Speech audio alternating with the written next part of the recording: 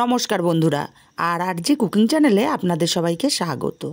আজকে নিয়ে হাজির হয়ে গেলাম সেরা স্বাদের চিংড়ি মাছের মালাইকারি রেসিপি নিয়ে। তো চলুন শুরু করা যাক। আমি গ্যাসে একটা কড়াই বসিয়ে গরম করে 3 চামচ তেল দিয়ে দিলাম। তেলটা গরম করে এখানে হাফ চামচ লবণ আর সামান্য একটু হলুদ দিয়ে দিলাম। দিয়ে দেবো এখানে কেটে ধুয়ে পরিষ্কার করে রাখা 350 গ্রাম চিংড়ি মাছ। চিংড়ি মাছগুলো এক্সট্রা লবণ হলুদ না মাখিয়ে আমি এইভাবে লবণ হলুদ দিয়ে চিংড়ি মাছগুলোকে হালকা করে ভেজে নেব। চিংড়ি মাছগুলো হালকা করে ভেজে নিয়েছি। এখন চিংড়ি মাছগুলো তেল ঝরিয়ে উঠিয়ে নিতে হবে। বন্ধুরা, রেসিপিটা ভালো লাগলে একটা লাইক দিতে ভুলবেন না। চিংড়ি মাছগুলো উঠিয়ে নিয়ে এই তেলের মধ্যে ফোড়নে দিয়ে দেব 2টো মুখ ফাটানো এলাচ, একটা তেজপাতা ছিঁড়ে দিয়ে দিলাম। ফোড়নটাকে কয়েক সেকেন্ড নেড়ে নিতে হবে। সুন্দর একটা মিষ্টি গন্ধ বেরিয়ে গেছে। এখন এখানে দিয়ে দেব বেটে রাখা পেঁয়াজ। আমি 2টো বড় সাইজের পেঁয়াজ মিহি করে পেস্ট করে নিয়েছি। পেঁয়াজটাকে সময় নিয়ে ব্রাউন কালার করে ভেজে নিয়েছি। এবার এখানে দিয়ে দেব 1 চামচ পরিমাণে আদা আর রসুন বাটা। আমি একসাথে আদা আর রসুন বেটে নিয়েছি। আদা রসুন বাটাটাকে দিয়ে খুব ভালো করে কষিয়ে নিয়েছি আদা রসুনের কাঁচা গন্ধ চলে যাওয়া পর্যন্ত। এখন এখানে কিছুটা নারকেলের দুধ দিয়ে দেব, কারণ আমি এখানে গুঁড়ো মশলা মেশাবো। হাফ চামচ হলুদ গুঁড়ো, হাফ চামচ লঙ্কা গুঁড়ো, হাফ চামচ জিরে গুঁড়ো, হাফ চামচ ধনে গুঁড়ো দিয়ে দিলাম।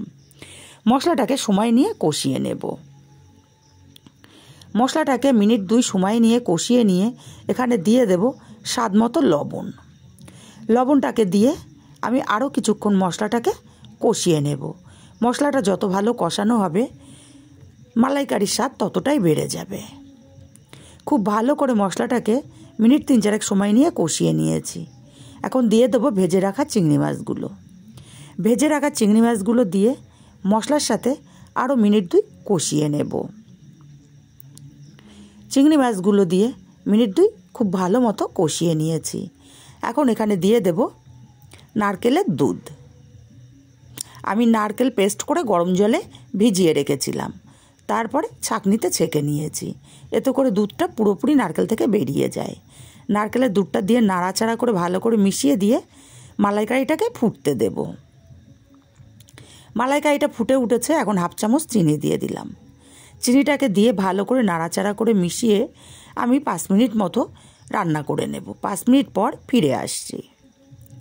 5 মিনিট আমি মালাইকারিটাকে রান্না করে নিয়েছি। মালাইকারি আমি পুরোপুরিভাবে হয়ে এসছে। এখন এখানে দিয়ে দেব সামান্য একটু গরম মশলার গুঁড়ো আর হাফ চামচ পরিমাণে ঘি। ঘি আর গরম মশলাটাকে দিয়ে খুব ভালো করে নাড়াচাড়া করে মিশিয়ে দেব। খুব ভালো করে নাড়াচাড়া করে মিশিয়ে গ্যাসটাকে অফ করে ঢাকা দিয়ে 5 মিনিট স্ট্যান্ডিং টাইমে রেখে দেব। 5 মিনিট পর তৈরি হয়ে গেল আমার দারুণ স্বাদের চিংড়ি মাছের মালাইকারি। রেসিপিটা কেমন লাগলো কমেন্ট করে জানাতে ভুলবেন না।